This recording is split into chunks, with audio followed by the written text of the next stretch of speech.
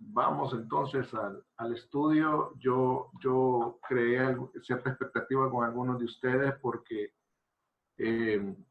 sí, estudiando la palabra, el Señor me hablaba en varios aspectos. Entonces, quiero ir despacio. Estamos en el estudio general de la iglesia y estamos hablando de la iglesia en el tiempo del fin. Es decir, los tiempos que nos han tocado vivir a nosotros, ¿verdad? Entonces, quiero compartir con ustedes.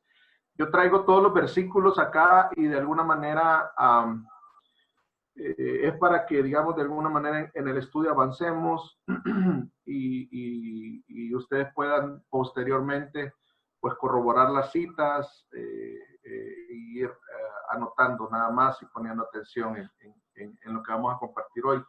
Venimos hablando de Apocalipsis, del capítulo 1, y fíjense que el martes pasado hablamos de Apocalipsis capítulo 1, versos 5 y 6, si no estoy mal.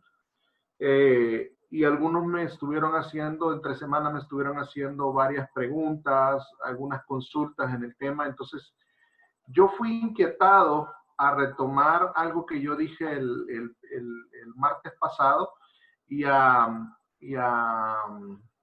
¿cómo sería la palabra? Y a explicarlo más detenidamente. Y es el verso 6. En el verso 6, aquí ustedes pueden ver, esta es la versión textual. Y dice, y nos hizo un reino sacerdotal. Esta es la versión textual, es decir, la versión textual se va al original, ¿verdad? Sin tratar de buscarle sentido a las oraciones, sino que trata de irse con más fidelidad al original. Dice, y nos hizo un reino sacerdotal para su Dios y Padre.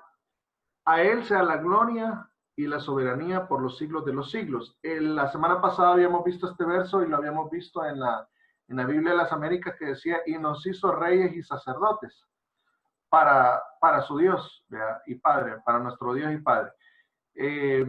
Hoy, si ustedes ven, dice, y nos hizo un reino sacerdotal. ¿Se recuerdan que yo algo de esto les mencioné el martes pasado? Que la intención bíblica es que entendiéramos que hay un reino sacerdotal. Y en este concepto me quiero detener hoy y quiero hablar del reino y del sacerdocio. Entonces, quiero entrar en el primer concepto, que es el reino. El reino tiene muchos sinónimos: el reino de los cielos, el reino nada más como el reino del Hijo, etcétera, etcétera. Pero hablando de la Biblia, pero un concepto que me gustó acerca del reino, y que hoy se los comparto, es un lugar gobernado por un rey, que implica territorio, leyes y vidas que influencia a dicho rey. Entonces, cuando hablamos del reino de los cielos, es un lugar gobernado por el rey, o sea, es decir, por nuestro Dios, ¿verdad? Que implica territorio, es decir, donde nosotros nos movemos, ahí se mueve el reino de los cielos. Implica leyes, los principios que nos gobiernan, y vidas, es decir, lo que nosotros nos mueve debería de ser diferente a lo que mueve a la gente de la tierra, la gente normal. Debería de haber alguna diferencia. Y dice que influencia a dicho rey, es decir, todo tiene que ver, territorio, leyes y vida, tiene que ver con el rey. ¿Qué, amor? Ok, vamos a ver. Tal vez si muteamos, no sé quién acaba de... ok, sigamos. Este es el concepto de reino. Este es el concepto de reino. Ahora, el reino de los cielos tiene, voy a hablar de 5 características, en realidad tiene más. El reino de los cielos es para compartir una buena cantidad de tiempo. Un segundo, vamos a ver. Ahí está. Una buena cantidad de tiempo. Sin embargo, voy a tocar así, a grosso modo, tanto el tema reino como el tema sacerdotal. Me voy a tener un poquito más en el tema sacerdotal, porque creo que en esa parte es importante que nosotros entendamos en qué momento estamos. Ok, cuando dice el reino de los cielos, yo voy a hablar de 5 características, hay muchísimas más, pero voy a hablar, por ejemplo, el reino no es de aquí. Cuando Jesús está siendo juzgado, y le dice, tú eres el rey de los judíos, dice que Jesús respondió, mi reino no es de este mundo. Si, si mi reino fuera de este mundo, contestó en Juan 18:36, entonces mis servidores pelearían para que yo fuera entregado, para que yo no fuera entregado a los judíos, mas ahora mi reino no es de aquí. Mas ahora mi reino no es de aquí. Entonces, esto tiene que ver con el tema judío. Los judíos estaban esperando un Mesías que iba a venir como rey. Entonces, como él vino como siervo, Jesús vino como siervo, es decir, vino a entregarse por nosotros, ellos no le reconocieron. Entonces, el judío tradicional, si usted tiene la oportunidad de hablar con un judío, ellos están esperando al Mesías. Y el Mesías que esperan es a un Mesías descendiente de David, a un Mesías rey. Entonces, cuando Jesús dice, mi reino no es de este mundo, quiero que note que al principio dice, mi reino no es de este mundo, pero al final dice, mas ahora mi reino no es de aquí. Es decir, el reino de Dios no está fundamentado como el reino visible actualmente. Pero va a haber un momento en el milenio, obviamente, después de la gran tribulación, que ya el reino va a ser un reino visible. Ok, la primera característica del reino es que no es de acá. El reino de los cielos no es de acá. Segunda característica, el reino es un reino en misterio. Es un reino en misterio. Marcos 14:10 al 11 dice, cuando se quedó solo, sus seguidores junto con los 12 le preguntaron sobre las parábolas. Y oiga lo que le dice Jesús acerca de las parábolas. Verso 11. Y les decía, a vosotros os ha sido dado el misterio del reino de Dios, pero los que están afuera reciben todo en parábola. Entonces, el misterio del reino de Dios se nos ha sido a nosotros dado. ¿Por qué el reino de los cielos actualmente es un reino en misterio? Porque no tenemos un rey visible, porque no es un reino visible y tangible para la gente. Es decir, si algo nos pasa, ¿verdad? Nos enfermamos, o sea, somos exactamente igual que las personas naturales, pero obviamente quien nos gobierna no son los patrones de este mundo, sino es el reino de los cielos. Amén. Ok, la tercera característica es que es un reino buscado. Mateo 6:31 al 33 dice, no os afanéis pues diciendo qué comeremos y qué beberemos o qué vestiremos. 3 necesidades básicas del ser humano. Verso 32, porque todos los gentiles buscan todas estas cosas, pero vuestro Padre Celestial sabe que tenéis necesidad de todas estas cosas. Verso 33, importante. Mas buscad primeramente el reino de Dios y su justicia, y todas estas cosas, o sea, todas las cosas necesarias para la vida natural, os serán añadidas. Entonces es un reino que nosotros debemos de buscar. ¿Ok? El cuarto concepto es que es un reino para dar frutos. Dentro de los frutos del Espíritu, Romanos 14:17 dice, porque el reino de Dios no consiste en comida ni bebida. Estaban discutiendo acerca de qué pasaba con los creyentes que participaban de la comida sacrificada a los ídolos. Pablo les contesta y les dice, miren, el reino de los cielos no consiste en comida ni bebida, sino en justicia, paz y gozo en el Espíritu. Entonces, el reino es dar frutos en el Espíritu. Yo voy a seguir un poco más porque no me quiero detener un poco en el reino. Si ustedes tienen alguna pregunta, anótenla y al final la contestamos. Número 5, el reino es poder. Pablo, escribiéndole a la iglesia de Corintios, les dice, yo me he enterado que algunos de ustedes están un poco altivos, dice, pensando que son grandes embajadores del reino de Dios, pero dice, porque el reino de los cielos no consiste en palabras, sino en poder. Entonces, el reino es poder. O sea, No consiste, el reino de los cielos no consiste en la palabrería que cualquiera pueda decir. En realidad el reino se demuestra con poder. Cuando yo estoy en el reino se va a notar. Así como se notaba en Pablo, así como se notaba en Pedro, así como se notó en Juan, así como se notó en todo el mundo. El reino es poder. Donde yo voy, ahí va el poder de Dios, ahí va el reino de Dios. Yo sé, bueno, tenemos el caso reciente de Luis, vea, que está en el hospital. Ahí está el reino de Dios y Luis tiene que actuar conforme a ese reino, conforme al poder que Dios le ha dado. Amén. Solo por poner un ejemplo. ¿Verdad? Ahora, esto es referente al reino. Digamos, estas 5 características, digamos, son las más notables o las más importantes que yo pude sacar, pero hay muchísimas más acerca del reino de los cielos. El reino de los cielos podemos pasar hablando horas y horas y horas, pero no es esa la idea. Este es un pequeño vistazo a lo que dice Apocalipsis 1:6, que dice, y nos hizo un reino. Ya vimos que ese reino es en misterio, ya vimos que ese reino es en poder, ya vimos 5 características. Ahora después dice sacerdotal. La palabra que usa acá es la palabra sacerdocio. Y esa es la segunda donde yo me quiero detener un poco más, hablar del sacerdocio. Ahora, si voy muy rápido, me dicen, ¿verdad?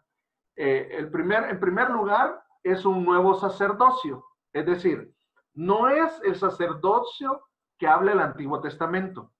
El sacerdocio que nosotros ejercemos hoy no es un sacerdocio como el sacerdocio de Aarón. En el Antiguo Testamento ustedes ven cómo hay ritos, hay una ley para los sacerdotes, cómo se debían de vestir, cómo debían ellos de hacer los sacrificios, cómo debían presentar ofrenda, cómo ellos deberían de manejarse en el tabernáculo, etcétera, etcétera. Eso era para el sacerdocio de Aarón. Ya lo vamos a ver más adelante. Nuestro sacerdocio se nos ha sido cambiado. Es lo primero que yo quiero hablarles acerca de nuestro sacerdocio. Y en Hebreos capítulo 7, verso 11, miren lo que dice la escritura. Si pues la perfección fuere por el sacerdocio levítico, es decir, el sacerdocio del Antiguo Testamento, ¿verdad? ¿Por qué bajo él recibió el pueblo la ley? ¿Ok? Hace como una pequeña observación ahí y hace una pregunta. ¿Qué necesidad habría aún de que se levantase otro sacerdote, otro sacerdocio, según el orden de Melquisedec, y que no fuese llamado según el orden de Aarón? Entonces, miren, en primer lugar, el sacerdocio que ahora nosotros ejercemos no es el sacerdocio conforme a la orden de Aarón. Es decir, nosotros no nos vamos a vestir con el urín, con el tumín, ¿verdad? No nos vamos a vestir así un poco excéntrico sería para este entonces, porque ya no se trata de vestido, ya no se trata de sacrificios, ya no se trata, en el Antiguo Testamento estaba el tabernáculo en medio de todo el pueblo, y ahí oficiaba sacrificios el sacerdote. Y mataba, por ejemplo, mataba a cabritos, mataba vacas, mataba palomas. Habían diferentes tipos de sacrificios. Entonces, lo que está diciendo Hebreos, o sea, el Nuevo Testamento, es que ahora nosotros ya no somos como ese sacerdocio, que les tocaba matar y presentar ofrendas, no solamente por el pueblo, sino les tocaba presentar ofrendas por ellos mismos también. Porque si era una ofrenda de paz, ellos necesitaban también presentar primero ofrenda de paz para ellos. ¿Ok? Entonces hay un cambio, por eso acá se los puse en amarillo y dice, ¿qué necesidad habría aún de que se levantase otro sacerdocio, otro sacerdote, según el orden de Melquisedec? Miren, Melquisedec es un rey que aparece allá en el libro de Génesis, que es una cristofanía, ¿ya? Es una aparición divina, digámoslo, así digámoslo, porque a veces me pongo un poco técnico, perdónenme. Es una aparición divina que se da en Génesis, y entonces dice, ahora nuestro sacerdocio, dice, es según el orden de Melquisedec. Ahora, solo en el sacerdocio, según el orden de Melquisedec, podemos hablar, pero profundidades, o sea, podemos hablar un montón de cosas, Pero lo que quiero sobresaltar en este primer punto es que nuestro sacerdocio ahora ha cambiado, es un nuevo sacerdocio, conforme al orden de Melquisedec y no conforme al orden de Aarón, es decir, no conforme al Antiguo Testamento. Por eso es que nosotros no tenemos un tabernáculo donde hay el atrio, el lugar santo, el lugar santísimo, sino que es simplemente tenemos libre acceso al Padre. Sigamos. Número 2, acerca del sacerdocio. Básicamente el sacerdocio tenía tres funciones. Perdonen, pero mi enfermedad me pone por ratos un poquito mal. Tres funciones básicas tenía el sacerdote. Miren lo que dice Hebreos capítulo 1, verso 1. Porque todo sumo sacerdote tomado entre los hombres, está hablando del sacerdocio de Aarón, todo sumo sacerdote tomado entre los hombres, es decir, conforme a la orden de Aarón, es constituido a favor de los hombres. En primer lugar, es constituido a favor de los hombres, es decir, intercede por los hombres. Entonces, la primera función de nuestro sacerdocio es interceder. Se recuerdan que yo el martes pasado les decía que el sacerdocio es, la mejor oración es la intercesión. Es precisamente por esto. Porque ¿quién está intercediendo a la diestra del Padre? Según la Escritura, Jesús. Entonces, cuando nosotros intercedemos por los demás, hemos estado intercediendo esta semana por la salud de Luis, hemos estado intercediendo también por otros, bueno, también por mi salud, hemos estado haciendo nuestro papel sacerdotal, y eso está bien. Hay que orar por los hermanos, hay que orar por la familia, hay que interceder por la gente, etcétera, etcétera. Esa es una primera de las tres funciones básicas del sacerdocio. Esa es la primera. La segunda dice más adelante, constituido a favor de los hombres, en lo que a Dios se refiere, para que presente ofrenda, y número 3, sacrificio. La segunda característica es presentar ofrenda, y la tercera es presentar sacrificio. No es lo mismo presentar ofrenda y presentar sacrificio. Lo primero, hablemos de la primera. La ofrenda, nosotros podemos presentar ofrenda. En aquel entonces era el animalito que iba a ser sacrificado, ¿sí? El animalito que iba a ser entregado, que iba a entregar su sangre para limpiar los pecados del pueblo o el pecado de la persona. Entonces, eso es presentar ofrenda. O sea, venir delante de Dios. Ahora presentamos otro tipo de ofrenda, según Romanos. Por ejemplo, Romanos 12:1 dice, presentado, no os conforméis ¿cómo es? No os amoldéis como ay, ya se me olvidó. No os amoldéis a este mundo, sino, dice, presentad vuestros cuerpos como ofrenda grata, agradable delante de Dios. ¿Estamos bien hasta ahí? Entonces, no os conforméis, dice. ¿Cómo? No os conforméis a este siglo. A este siglo, sí, gracias, Adrita, sí. Entonces, lo que yo quiero que ustedes noten ahí es que presentamos ofrenda. La ofrenda de nosotros, que ahora nosotros presentamos, ya no son animalitos, sino son ofrendas diferentes. Por ejemplo, nuestros cuerpos son presentados como ofrendas vivas. Nuestra alabanza, dice también la Biblia, que es frutos de labios que confiesan su nombre. O sea, es un sacrificio de alabanza hacia el Señor. Ahora, la tercera función básica es el sacrificio. El sacrificio tiene que ver con la sangre que proporcionaba la ofrenda. Es decir, la sangre venía, era tomada, y ese sacrificio era llevado delante del altar y era presentado al Señor. La sangre vendría siendo, el equivalente a la sangre del Antiguo Testamento, vendría siendo el sacrificio, lo que nosotros presentamos al Señor, lo que nosotros hacemos muchísimo más allá de nuestras fuerzas.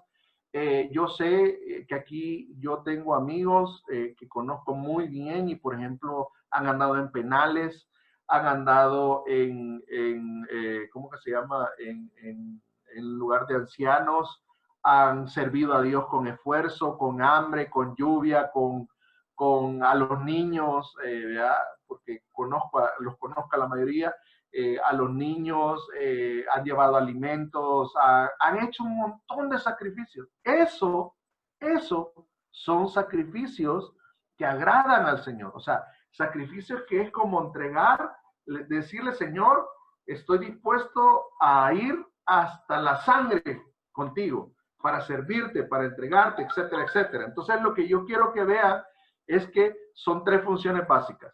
Uno, constituido a favor de los hombres, interceder. Dos, presentar ofrendas. Ofrendas también hay ofrendas monetarias, no lo podemos negar, ¿verdad? Aunque eso es un tema muy golpeado hoy en día, ¿verdad? Porque lamentablemente hay iglesias que lo hacen no de una forma sabia, sino que de una forma muy ligera. Hay ofrenda monetaria, hay ofrenda a nuestros cuerpos, hay ofrenda de labios que confiesan su nombre.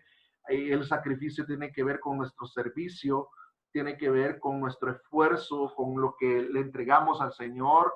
Yo he estado con la mayoría de ustedes sirviendo y yo sé que hemos estado a veces debajo del agua, hemos estado en medio del sol, sin hidratarnos, sirviéndole a otras personas que a veces ni cristianas son, etcétera, etcétera. De eso se trata el sacrificio. ¿Ok? Sigamos. Bueno, aparte del sacrificio, hay un sacrificio supremo, que ese es el que Jesús hizo, ¿verdad? Entregar la sangre en la cruz del Calvario. Pero en el caso de nosotros, estas tres funciones se vienen relacionando de esta manera. Quiero seguir avanzando. ¿Por qué? Porque en esta tercera parte del sacerdocio es donde yo me quiero ir deteniendo. Ministrar delante de Dios. ¿Qué entendemos por ministrar? Yo quisiera detenerme y pedirles ahí su opinión. Quiten el mute y platiquemos. ¿Qué entienden ustedes por ministrar delante del Señor? El que quiera, uno por uno, vamos a tener tiempo, no hay problema. Uy, qué buena pregunta, man. Y yo lo hago, digo yo. Pero nunca me había puesto a pensar en qué significa la definición de ministrar. Bueno, ministerio es servicio. Servicio, exacto. Entonces yo creo que ser instrumento de Dios para hablarle a las personas, para darle una palabra de consuelo, de aliento, no sé, pienso. Salud. Muy bueno. Bien, Abraham. No, aquí no hay respuestas malas. Quiero ver, ¿quién más? Ministrar delante del Señor. Yo pienso que ministrar es compartir lo que tenemos ya de Dios y lo que sabemos de Dios. Ok, gracias. Dios nos da para otros también. Perfecto, gracias, Sandrita. ¿Alguien más? Katia, te veo con ganas de hablar. Cintia, ¿te da unas ganas de hablar también? Bueno, ministrar yo pienso que es como dar lo que el Señor te da para alguien. Bueno, ok, muy bien, perfecto. Bueno. Una parte, como tú decís, no hay respuesta buena, pero Conciso una parte de eso. siento que No, es eso. exacto, muy bien, conciso y macizo, muy bien. Cintia. Pues yo creo que ministrar es entrar en comunión con Dios de tal manera que a través de esta comunión sirvas a otros y también te edifiques a ti mismo. Muy bien, perfecto, muy bien, gracias. Desde aquí no veo la cámara de Jairo, pero yo sé que Jairo quiere compartir algo, un concepto de ministrar. Jairo. No, en realidad coincido con las primeras dos. O sea, yo lo veo más que todo como ministrar es como algo de Dios para con las personas, digamos. O sea, ministrar de lo que tengo de Dios. Okay. Dar de lo que tengo de Dios. ¿Verdad? Ok. Jimmy, ¿quieres compartir un concepto?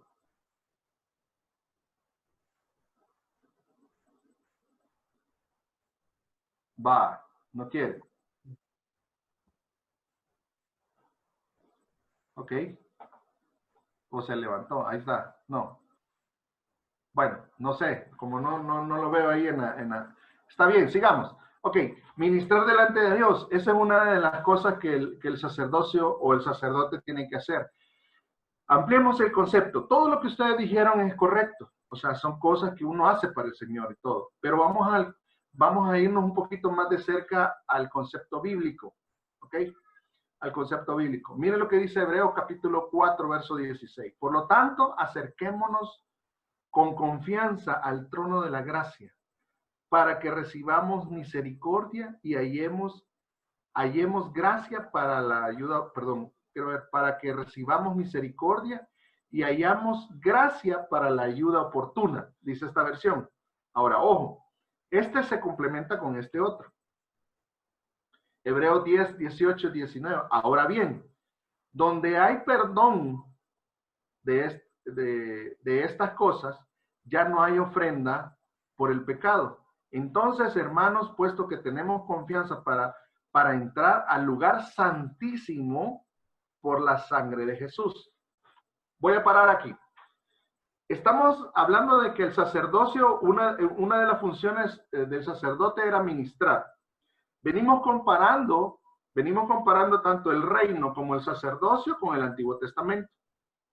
Hebreos lo hace de una forma magistral. Compara el Antiguo Testamento con el Nuevo Testamento. Por eso es que yo me voy a mover bastante ahorita en Hebreos. Entonces, dame un segundo. Un segundito nada más. Ok. Ok. Gracias, Jimmy. Dice que no lo quiso poner porque había ruido ahí en su casa en ese momento. Ok, no hay problema, Jimmy. Gracias. Igual yo sé que hubieras aportado algo bueno. Al final, yo estoy queriendo hacer una comparación entre el Antiguo Testamento, el sacerdocio. Ya vimos que el sacerdocio es diferente del Antiguo y del Nuevo, pero el Antiguo es una sombra de nosotros, del Nuevo. Entonces, cuando aquí dice que, por ejemplo, en el verso anterior, por ejemplo, solo por tomar un ejemplo, en el verso anterior dice, aquí en amarillo, acerquémonos confiadamente, ¿a dónde? Al trono de la gracia.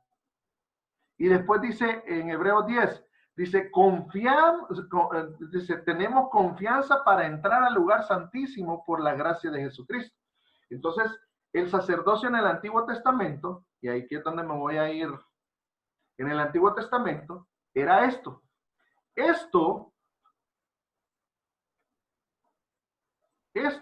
Uy, me fui.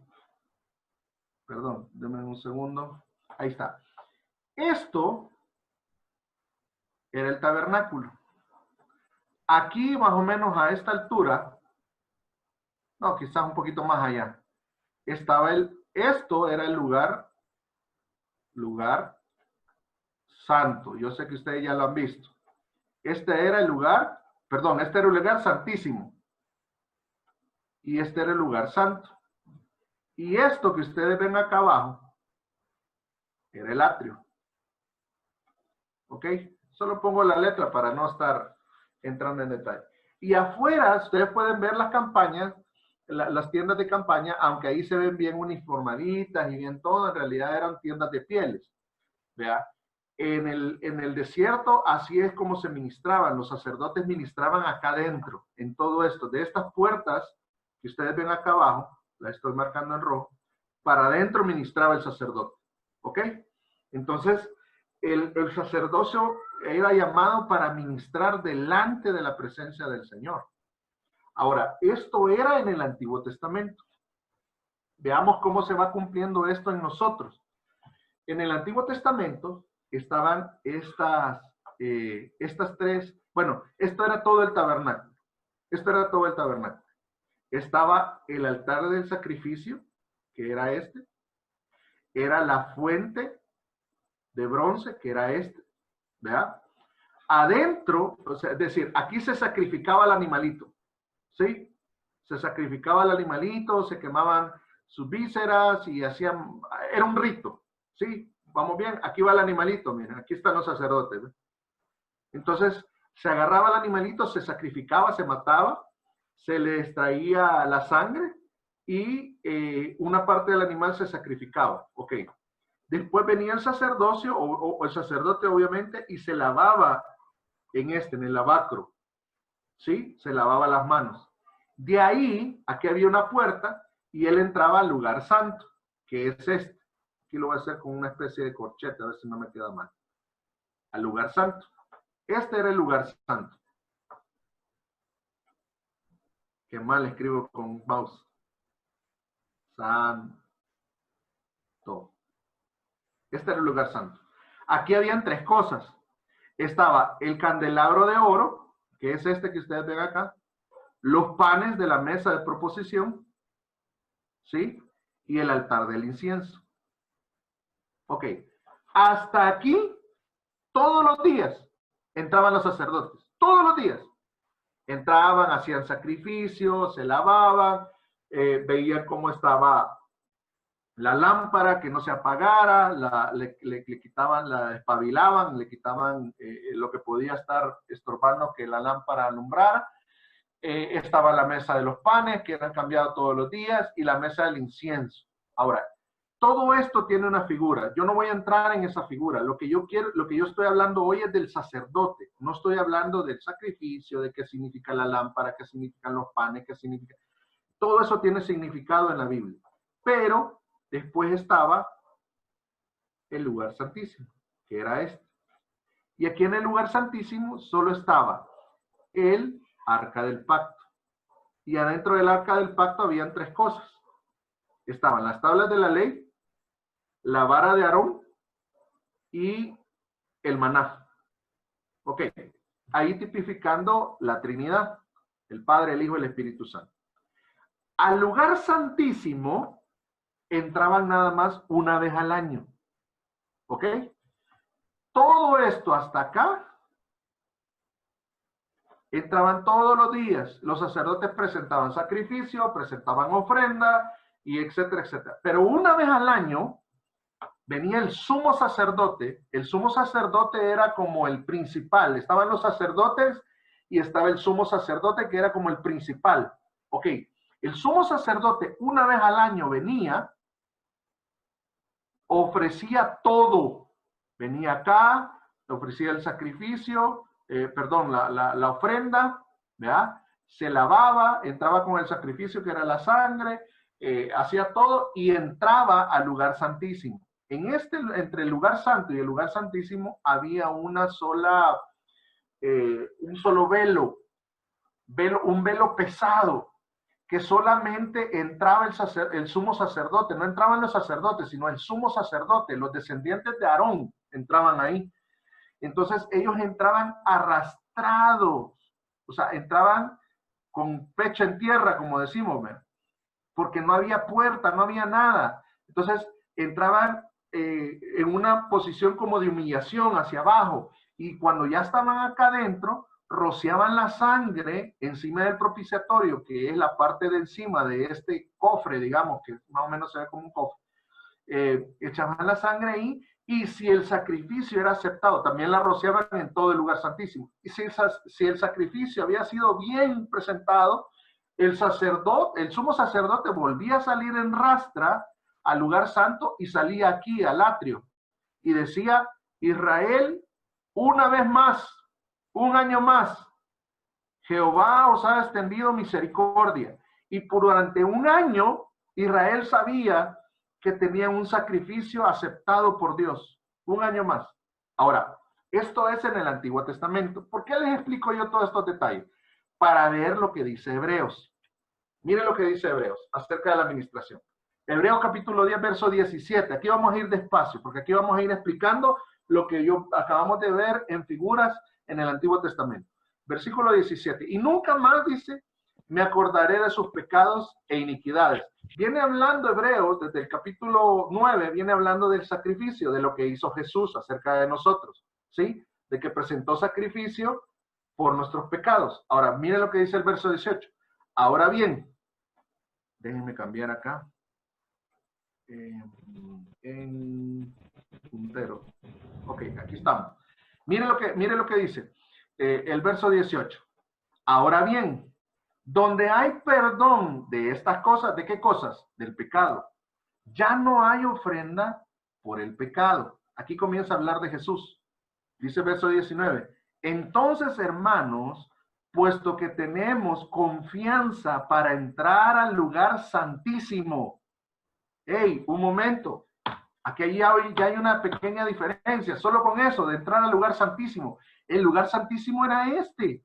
Y ahí solo el sumo sacerdote podía entrar. ¿Ok? El lugar santísimo representa la presencia de Dios. La presencia de Dios. Por eso les leí esos dos versículos de Hebreos antes de explicar esto. Ok, sigamos. Dice, quiero ver. Ahora bien, donde hay perdón pecado, ya no hay ofrenda por el pecado. Dice, entonces, hermanos, puesto que tenemos confianza para entrar al lugar santísimo, no por nuestras obras, no por nuestros méritos, sino miren, por la sangre de Jesús. Verso 20. Por un camino nuevo. Ey, ¿cómo que un camino nuevo? Sí, porque es un camino nuevo, porque aquí no había puerta, aquí no había camino, aquí no había acceso para cualquier persona, aquí esto estaba cerrado, vetado, y solo una vez al año podían entrar, o sea, no había camino. Entonces, por eso es que dice, Hebreos, dice, por la sangre, dice, por un camino nuevo y vivo. O sea, el camino es nuevo y vivo, está hablando de Jesús, que Jesús inauguró para que nosotros, por medio del velo, ¿cuál velo? Hey, este velo, este pesado, este que tenía que entrar el sacerdote por abajo, el sumo sacerdote por abajo, en posición de humillación, en posición de decir, Señor, yo soy nada ante tu presencia, ¿verdad? Y obviamente esperar que Dios no se desagradara de la ofrenda. Miren, dice que Él inauguró para nosotros por medio del velo, que es decir, su carne. ¿Saben ustedes lo que pasó? Pasaron varias cosas cuando Jesús fue crucificado. Cuando Jesús fue crucificado y entregó y dijo, Señor, en tus manos entrego mi espíritu, dice que pasaron varias cosas. En primer lugar, eran las 3 de la tarde y se puso nublado todo el cielo. Tan oscuro como que era de noche, en primer lugar. Pero en segundo lugar dice que el velo del templo, ¿cuál templo? El velo del templo, este velo se rasgó y se rasgó de arriba hacia abajo. O sea, es decir, nadie lo pudo haber rasgado de abajo hacia arriba, sino se rasgó de arriba hacia abajo. ¿Sabe lo que estaba tipificando el Señor con su carne cuando presentó el sacrificio? Lo que estaba diciendo, señores, por medio de mi cuerpo, que era el velo, mi cuerpo es rasgado. Por medio de ese sacrificio, ustedes ya tienen un nuevo camino, que es la presencia del Señor. Amén. Pausa, porque tenemos que seguir a los otros versículos. Faltan 4 versículos más para hablar de la administración delante del Señor. Se entiende entonces que tipificando el Antiguo Testamento, entendemos lo que Jesús hizo. Jesús vino y presentó sacrificio, ¿sí? Presentó ofrenda, perdón, sacrificio, entró, presentó la ofrenda en el lugar santísimo, fue aceptada y Jesús mismo con su cuerpo rasgó el velo para que nosotros podamos entrar. Ahora, qué importante es esto, por lo que dicen los siguientes versículos. Miren lo que dice el verso 21. Y puesto que tenemos un gran sacerdote o un sumo sacerdote sobre la casa de Dios, que estamos hablando de Jesús. Amén. Verso 22. Acerquémonos con corazones sinceros. Número 1. ¿Cómo ministramos delante de la presencia del Señor? Número 1. Con corazones. Primero, entramos ¿a dónde? Dijimos, al lugar santísimo. ¿Ok? ¿Qué es ministrar? Es estar delante de Dios en sentido espiritual, ¿ok? Ahora, sigamos. Dice, ¿qué es lo que hacemos o qué ministramos? Dice, 22, acerquémonos con corazones sinceros. En primer lugar, se recuerdan que el sumo sacerdote entraba ¿cómo se llama? Pecho en tierra para entrar al lugar santísimo. De eso te está hablando acá. Ahora nosotros ya no tenemos que tirarnos a tierra, sino que nuestro corazón tiene que ser sincero, sin levadura, sin orgullo, sin decir, Dios mío, yo me merezco todo lo bueno de este mundo. Señor, yo me merezco esto. No, dice, acerquémonos con corazones sinceros. Digámosle, Señor, yo vengo delante de ti y te he fallado. ¿Se recuerdan que hace dos domingos yo hablaba acerca de acercarnos a Dios o como el fariseo o como la mujer pecadora que derramó el alabastro? De eso está hablando el libro de Hebreos. ¿Cómo ministramos delante de la presencia del Señor como sacerdotes? En primer lugar, con corazones sinceros, con humildad. Miren, les está hablando, creo que del grupo es el que más le cuesta la humildad, en serio. O sea, les está hablando a alguien que tiene que luchar constantemente con su corazón porque de repente pierde el paso. Le está hablando a alguien que yo cuando veo esto en la escritura, yo le digo, Señor, perdóname porque tú me has llamado a ministrar delante de tu presencia y a veces no lo hacemos apropiadamente. A veces nos acercamos y nos acercamos indolentemente. Decimos, miren, aquí dice, acerquémonos. En primer lugar, el sacerdote tiene que estar ¿dónde? Cerca del lugar santísimo. Entonces, usted es sumo sacerdote, ya lo vamos a ver más adelante, conforme a la orden de Melquisedec. Entonces, usted tiene que entender que usted no ha sido llamado para estar lejos, usted ha sido llamado para estar cerca, pero cerca con corazón sincero. Dios nos conoce, Dios sabe cuáles son nuestras áreas, Dios sabe cuáles son nuestras áreas grises, Dios sabe cuáles son nuestras áreas negras, Dios sabe cuando nosotros le fallamos, cuando nosotros se nos va la tortuga, dice mi hermano Jimmy, se nos va la tortuga y de repente nos equivocamos, etcétera, etcétera, etcétera. Dice, acerquémonos, en primer lugar, acerquémonos. En segundo lugar, ¿de qué manera nos tenemos que acercar? Con corazones sinceros. Esto es ministrar delante de la presencia de Dios. ¿Ok?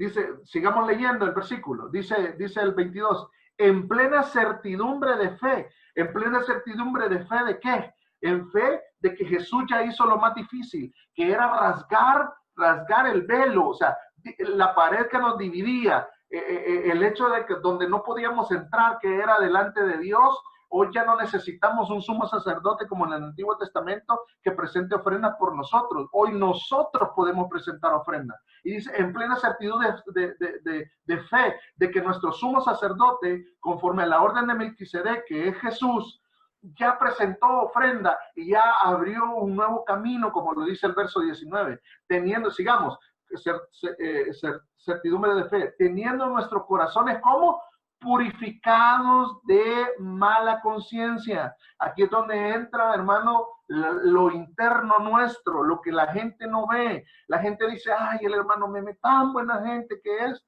Mire, no soy tan buena gente porque el Señor tuvo que morir por mí en la cruz del Calvario. Créamelo. No soy tan malo tampoco, no me vaya a juzgar, ¿verdad? No me vaya a crucificar. Pero cuando dice con corazones purificados de mala conciencia, está hablando de que todas aquellas malas mañas, todas aquellas cosas feas que nosotros a veces venimos acarreando del pasado, de esto, de los errores que nos equivocamos, que hicimos esto, que hicimos lo otro, eso dejémoslo, purifiquemos nuestros corazones y digamos, Señor, yo vengo delante de ti, yo sé que te he fallado, pero yo también sé que la sangre de Cristo me cubre y que puedo entrar delante de tu presencia, porque tú no ves mis faltas, sino que ves la sangre de Cristo sobre mí.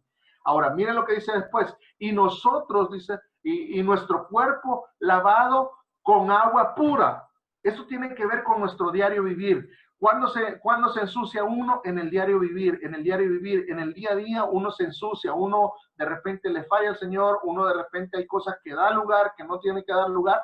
A eso se refiere, pero el Espíritu Santo está dentro de nosotros y trae esa agua purificada. ¿Cuál es el agua pura? El agua pura es la palabra. Amén.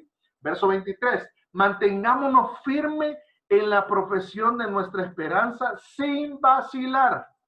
Oigan esto, mantengámonos firmes en la procesión de nuestra esperanza sin vacilar. O sea, no tenemos que dudar. Tenemos que saber que Dios nos llamó a un sacerdocio, que el sacerdocio de hoy es muchísimo mejor que el sacerdocio del Antiguo Testamento. Ahora, sigamos leyendo. Porque fiel es el que prometió. Y considerémonos cómo estimularnos unos a otros al amor y a las buenas obras. Entonces tiene que ver también, mi ministración tiene que ver con mi prójimo, con el que tengo cerca, con el hecho de decir, puchica, Luis está ahorita en un hospital, oremos por él, yo me identifico, es mi prójimo, es el que está cerca, yo lo voy a estimular en amor. Luis, hoy le mandé un chiste como a las 5 de la tarde, eso es estimularse en amor, eso es decir, hey hermano, no estás solo, estamos orando por ti, etcétera, etcétera, etcétera. Entonces, lo que yo quiero que vea es que el ministrar delante de la presencia del Señor hoy en el Antiguo Testamento tiene muchas cosas que ver que muchas veces nosotros no consideramos. Amén. Quiero ver. Ahí está. No consideramos. Denme un segundo, por favor, que se me perdió el puntero. No es el puntero, no es esto, no es nada de aquello. Híjole, ¿cómo hacemos? Ahí está. No. Aquí tengo que regresar y esto no lo...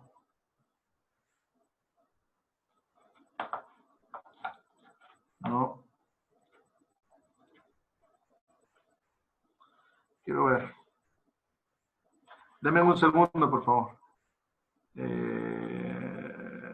Ay. Aquí debería de estar el puntero. Bueno, voy a regresar a pie. Ahora leamos otra vez el versículo como lo leímos. El primer versículo. Dice Apocalipsis 1:6. Y nos hizo un reino. Ya vimos algunas características del reino. Sacerdotal. Es decir, nosotros tenemos libre acceso al Padre. Tenemos libre acceso al Padre. Mire, a veces nosotros pensamos que la administración sacerdotal solo tiene que ver con la iglesia, con el templo, con el tiempo que le sirvo a Dios. Pudimos ver en Hebreos que va muchísimo más allá de eso.